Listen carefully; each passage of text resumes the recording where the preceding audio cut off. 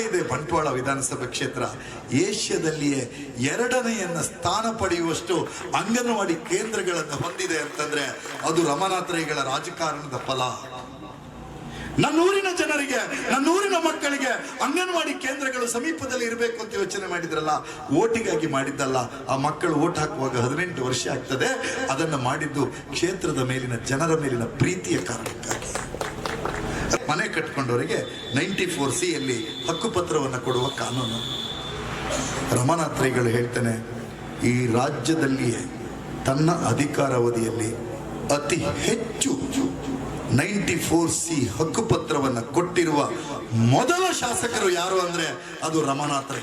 ಹುಡುಗರು ಹೇಳಿದ್ರು, ಅವ್ರ ಹತ್ರ ಭಾಷಣ ಮಾತ್ರ ಅಂತೆ, ಸಮಸ್ಯೆಗೆ ಉತ್ತರ ಏನಿಲ್ಲ ಅಂತ. ಮೊನ್ನೆ ಹೋಗಿ ಯಾರ ಹೇಳಿದ್ರಂತೆ, ಅಣ್ಣ ದಕ್ಷಿಣ ಕನ್ನಡ ಜಿಲ್ಲೆಗೆ ಒಂದು ಹೊಸ ಪ್ರಾಜೆಕ್ಟ್ ಅನ್ನು ಕೊಡಿ.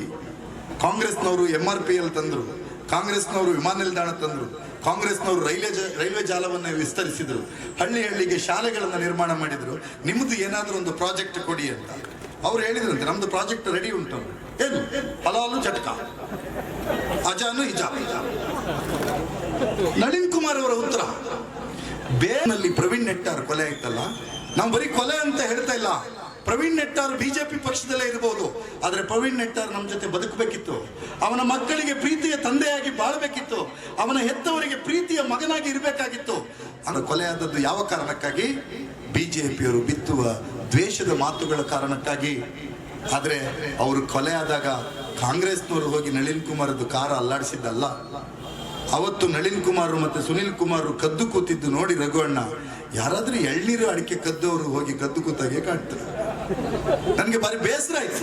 ಒಬ್ಬ MP, ಒಬ್ಬ ಮಂತ್ರಿ ಜೀವ ಭಯದಿಂದ, ಅವರದ್ದೇ ಪಕ್ಷದ ಕಾರ್ಯಕರ್ತರ ಹೊಡೆದಾಟದ ಭಯದಿಂದ ಕದ್ದು ಕೂರುವ ಪರಿಸ್ಥಿತಿ ಇದೆಯಲ್ಲ, ಅದು ಶಾಸಕ ಸ್ಥಾನಕ್ಕೆ, ಸಂಸದ ಸ್ಥಾನಕ್ಕೆ ಆಗ್ತಕ್ಕಂಥ ಅವಮಾನ. ಇಂಥ ಹೊತ್ತಿನಲ್ಲಿ ಕಾಂಗ್ರೆಸ್ಸಿನ ರಾಜಕಾರಣವನ್ನು ಯೋಚನೆ ಮಾಡಬೇಕು. ಇವತ್ತಿಲ್ಲಿ ಹೇಳಿದ್ರು ಹಿರಿಯರು ಅಂತ ತಿಳ್ಕೊಂಡಿದ್ದೇನೆ. ನನಗೆ ಭಾರಿ ಹೆಮ್ಮೆ.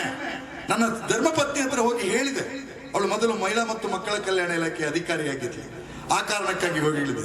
ಒಂದು ದಾಖಲೆ ಇದೆ. ಬಂಟ್ವಾಳ ವಿಧಾನಸಭಾ ಕ್ಷೇತ್ರ ಏಷ್ಯಾದಲ್ಲಿಯೇ 2ನೇಯನ್ನ ಸ್ಥಾನ ಪಡೆಯುವಷ್ಟು ಅಂಗನವಾಡಿ ಕೇಂದ್ರಗಳನ್ನು ಹೊಂದಿದೆ ಅಂತಂದ್ರೆ ಅದು ರಮಾನಾಥ ರೈಗಳ ರಾಜಕಾರಣದ ಫಲ.